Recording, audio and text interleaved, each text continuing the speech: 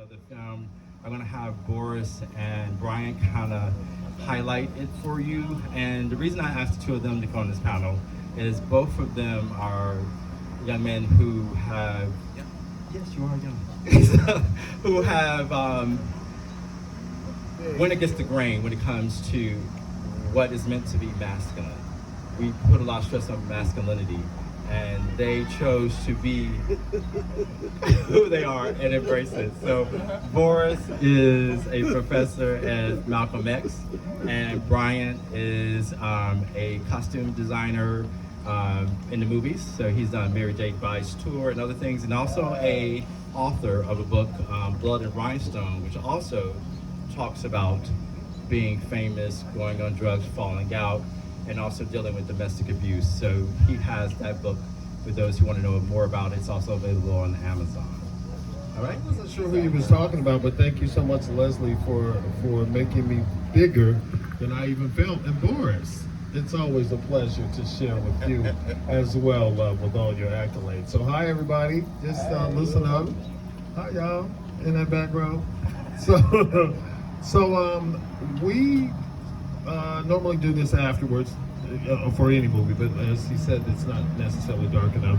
I just wanted to hit on some of the highlights of the movie myself, and then I'll let Borris and I talk. Wait for it. Okay.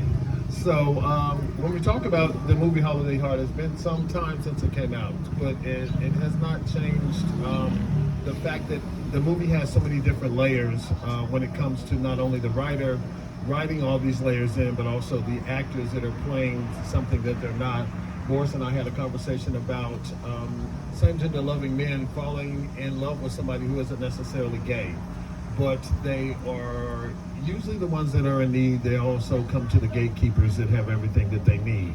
They give us just enough to where we will sustain them when the rest of the world has beat them up, when the baby mamas have gone wrong, when all these other things happen to them. And so then we become somebody that we're not as well. So the movie actually touched on all the levels of being the matriarch and being a man, and being the protector and being the man, and being the pillar of the neighborhood and of society and being a man. So in the movie, there's so many different layers that you can throw a dart and you could probably land on one. And Borris, what say you? I wouldn't be Borris if I didn't say a little bit about myself. I work for Chicago City Colleges, and if there's anyone here that can hear my voice and you're interested in retooling your career, you want to get certifications to start a new career, you just want some more education, or like myself, you need a GED. I didn't get mine until I was 28.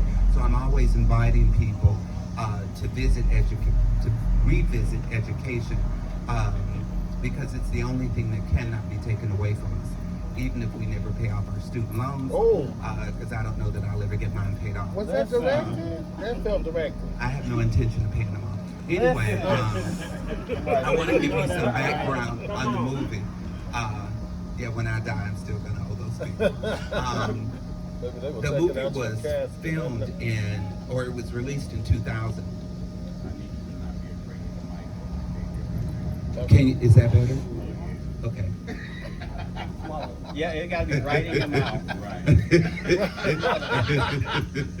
Okay. That part, I think we can do that. A little background on the movie. And I want you to know a little bit about Ving Rhames and Alfre Woodard, who star in the movie. Alfre Woodard had played a drug-addicted woman in several movies prior to this. And she took that whole thing to a very different level in this movie, because drug use had changed in the Black community. People were addicted in different ways. They were visually addicted. They were addicted in ways that affected children. It affected the ways that mothers were mothering their children. And she brought that to a place in American history. And in their mind, they're confused as to what you are. And it's the same, because their foot is outside as well. So there may be baby mamas involved, there may be a religious attachment with the church where they think that they're going to hell every time they think. And then we also nurture that person. We are there when the world beats them up. We are there when the baby mama puts them out. We're there when they lose jobs and cars and houses and homes, and then we're there to pick up the pieces. And in that space is a safe space. I have a personal story about that as well, but that's for a whole nother movie. And in this movie, none different than Holiday, has that same element attached to it. So he is Captain Save-A-Ho for everybody else, and then when he needs rescuing, he's just has to suck it up. And it's pretty much him being everything to everybody all the time. And a lot of us share that same story. And in this movie, if you'll just look at the layers, not only that the writer wanted us to see, but the actors had to convey themselves. So you see that the actors bring to the project what was on paper and it was intangible, and they make it alive, and they make the words speak, and in their actions, they're telling all of our stories. There's something in here, I think, that is for everybody. There's going to be your story there. There's going to be that uncle that was gay, or that situation that you had to run to the neighbor, or to a friend's father, or to somebody that really didn't know you, and you told them all your business, and they told you what you needed to hear. So if you want to look at this movie as sort of like a playbill of life, I mean, if I would change words, and we would change it, but sort of as I don't even want to call it a guide, but there are things that are happening, and it's okay. You're gonna see your way through it. And Oh, go ahead. And there's a little girl in the movie too. My daughter. She's my daughter. That's your daughter? Okay.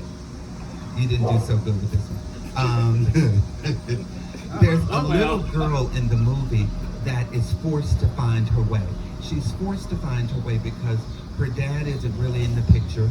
Her mother is getting high, and her mother's use of drugs is beginning to impact the little girl's life at school. It's impacting her personally, and this resilient child continues to find her way, and there's someone in her life that she believes she can confide in, and there are probably a few of us here that needed someone to confide in as children, and we found who we found, and even if we didn't find that person, we still made it this far. Yeah. But I think that's worth paying close attention to, because children are never ever wrong about who cares for them. Children are never ever wrong about where they're safe and who cares for them. So pay attention to the little girl in this movie. She's an amazing young black girl. And if we're almost ready, I'm Bryant, and this is Borris. We Are Men on Film. Yeah. We're gonna do the Zorro. Yeah, let's do the Zorro. Yeah. Thank you. It's hot in here.